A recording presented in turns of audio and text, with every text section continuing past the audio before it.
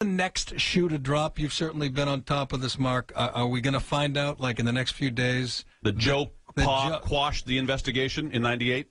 Well, I can give you a rumor, and I can give you something I think might happen. Okay. Give us both. Give us both. Okay, I hear there's a rumor that there will be a more shocking development from the Second Mile Foundation.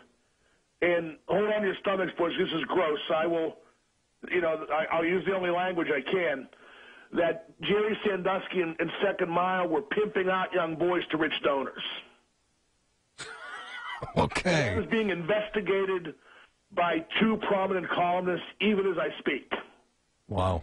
The other thing I think that may eventually become uncovered, and I talk about this in my original article back in April, is that I think you'll find out that Jerry Sandusky was told that he had to retire in exchange for a cover-up.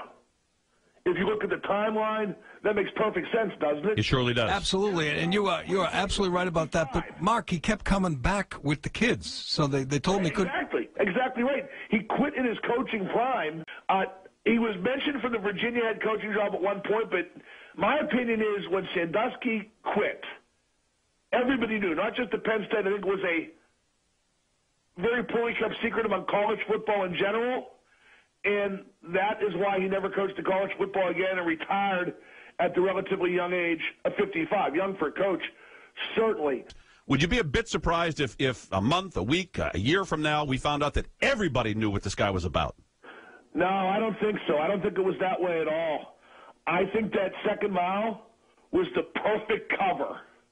It might have got some people whispering, just about this old guy always with young kids, but I don't think anybody dreamed. I think the only people who knew were the people who knew.